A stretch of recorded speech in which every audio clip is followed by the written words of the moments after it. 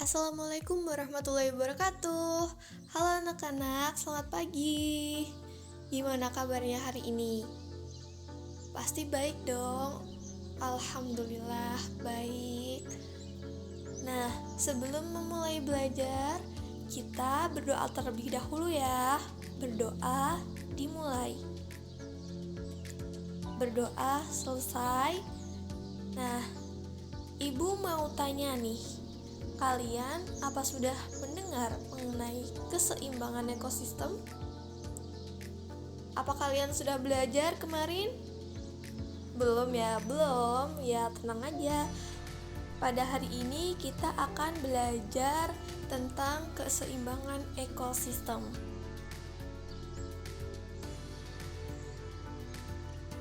Sebelum memulai pembelajaran, Ibu mau tanya dulu nih.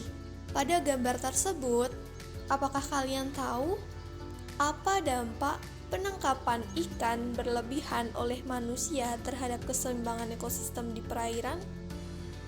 Tentunya penangkapan ikan berlebihan oleh manusia memiliki dampak yang signifikan terhadap keseimbangan ekosistem di perairan, anak-anak. Nah, kenapa? Karena penangkapan ikan berlebihan dapat mengganggu keseimbangan rantai makanan di perairan. Pasti kalian bertanya-tanya, apa sih Bu ekosistem itu? Jadi anak-anak, ekosistem adalah hubungan timbal balik antara makhluk hidup dengan lingkungannya.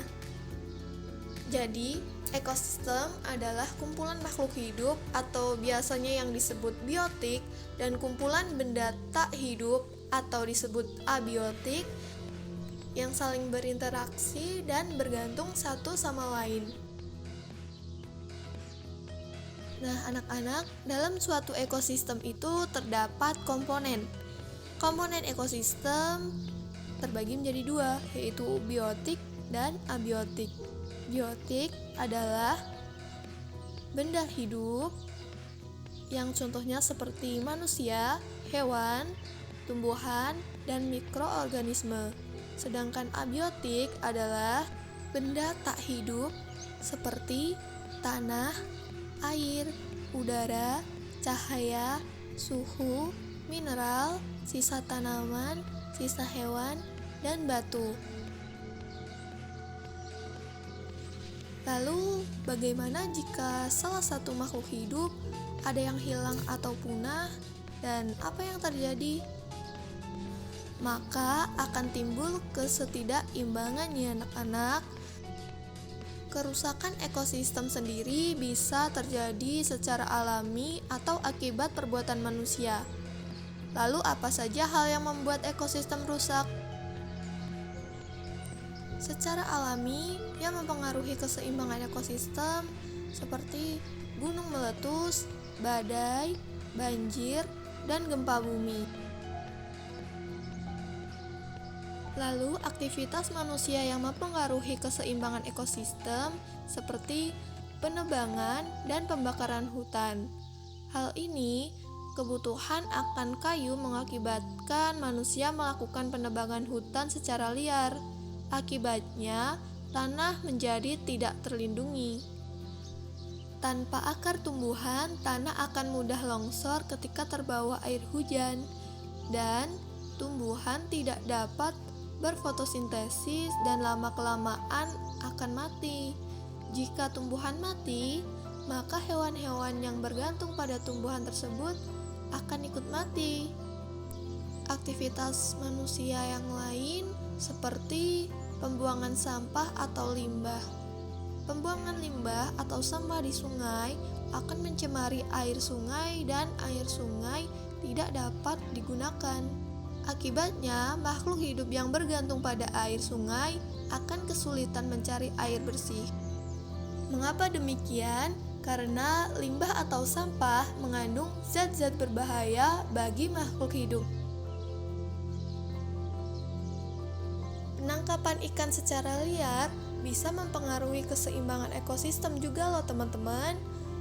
Menangkap ikan dengan pukat harimau telah dilarang karena pukat harimau dapat menjaring semua hewan laut mulai dari yang kecil sampai dewasa.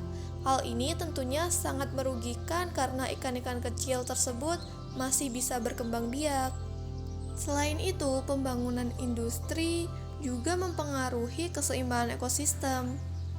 Untuk memenuhi kebutuhan hidupnya, manusia telah banyak mendirikan pabrik.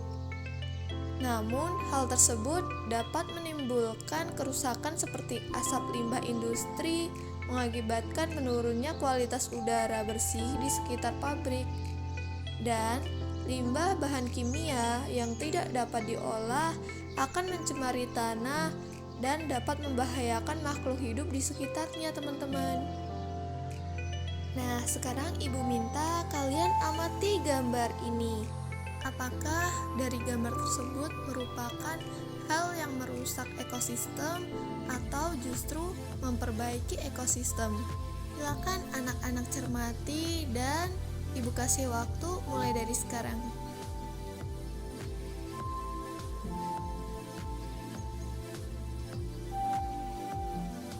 Oke, selesai ya teman-teman. Jadi, gambar tersebut merupakan pemburuan liar. Pemburuan liar membuat populasi hewan di hutan berkurang dan lama-lama akan punah. Kepunahan beberapa hewan akan mengakibatkan ketidakseimbangan ekosistem. Nah, sampai di sini paham ya anak-anak?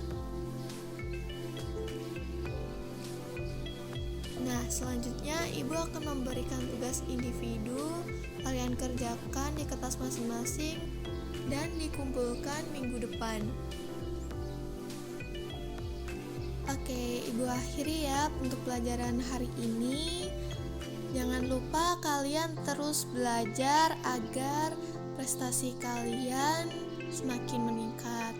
Sebelum kita akhiri, mari kita berdoa terlebih dahulu. Berdoa dimulai. Berdoa selesai. Terima kasih anak-anak sudah mengikuti pembelajaran Ibu hari ini. Semoga ilmunya bermanfaat. Wassalamualaikum warahmatullahi wabarakatuh.